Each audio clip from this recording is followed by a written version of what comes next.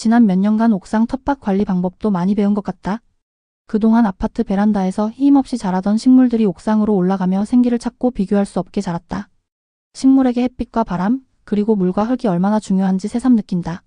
옥상 텃밭을 한 이후 식물이 집안에서 시들시들하면 옥상에 올려 힘을 받게 하고 있다. 이제 봄이 오면 다시 옥상 텃밭을 시작할 예정이다. 옥상 텃밭을 시작하기 전에 내가 그동안 경험한 것을 바탕으로 도시 텃밭의 3가지 주요 유형인 베란다, 옥상, 공영 임대 텃밭의 장단점과 상황별 선택 가이드라인을 정리해 남긴다. 베란다 텃밭. 내가 처음 시작한 텃밭이 베란다 텃밭이다.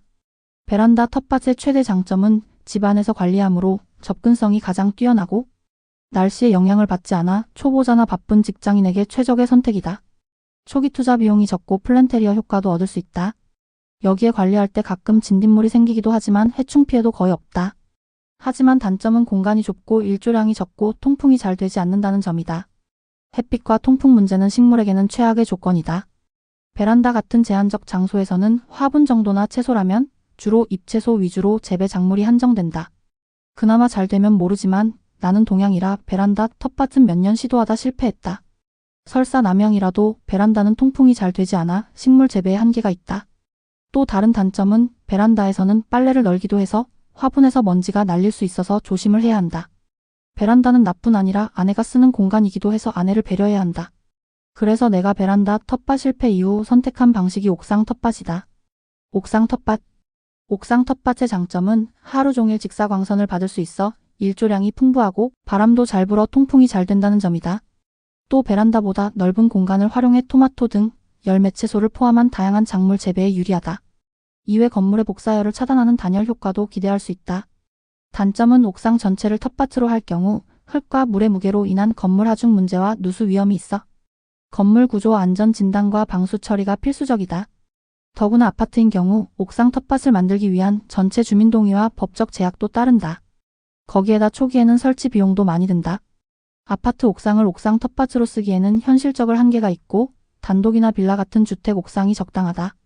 아파트에서 가능하다면 옥상에 화분을 올려 텃밭 대용으로 사용하는 방법이 있다. 하지만 이 경우도 단독주택 옥상이 아닌 이상 단점이 있다. 주민들 눈치도 봐야 하고 불만이 있을 경우 이동할 수 있게 소규모로 해야 한다. 단독주택 옥상인 경우 그나마 주민 불만 걱정을 하지 않아도 된다. 나는 본가가 단독주택 형태라 본가 옥상은 텃밭은 상대적으로 편하게 사용한다. 하지만 이 경우도 옥상 하중 문제와 방수 문제 등을 고려해서 가벼운 대형 부직포 화분을 사용해 텃밭을 운영하고 있다. 옥상 텃밭과 같은 실외의 또 다른 단점은 각종 해충과의 싸움을 해야 한다. 나는 옥상 텃밭의 경우 봄부터 거의 매일 락스나 소주 등으로 천연살균, 살충제를 만들어 뿌린다. 옥상 텃밭에서는 상추나 바질 같은 허브뿐 아니라 고추, 애플수박, 오이, 호박, 깻잎 채소 등도 기를 수 있다. 나는 블루베리, 포도, 무화과도 키우고 있다. 식구가 단촐한 나는 봄부터 가을까지는 옥상 텃밭이 있어 웬만하면 쌈 채소를 사지 않고 과일도 애플 수박을 수확해 솔솔하게 먹는다. 고추는 2주만 심어도 여름 내내 먹고 잘 될 경우 너무 많아 고추장아찌를 담가 먹는다. 공영 임대 텃밭. 공영 임대 텃밭의 장단점은 옥상 텃밭의 장단점에 더해 실제 땅이 지력을 받아 작물을 키우므로 수확량이 많고 대형 작물도 재배할 수 있다는 장점이 있다. 소규모로 본격적인 농사가 가능한 조건이 된다. 이 경우 임대료가 저렴하면 바깥 바람도 쐬고 운동 겸 가족 체험 활동에 좋다. 하지만 단점은 거주지와 멀면 지속적인 관리, 예를 들면 물주기나 병해충 관리가 어렵고 주기적인 잡초 제거 등 체력도 요구된다. 또 공영 텃밭은 추첨 경쟁률이 높고 1년 단위 계약이라는 제약이 있다. 내가 땅을 비옥하게 잘 만들어도 다음 해에 그 땅이 추첨이 되지 않을 경우 사용할 수 없다.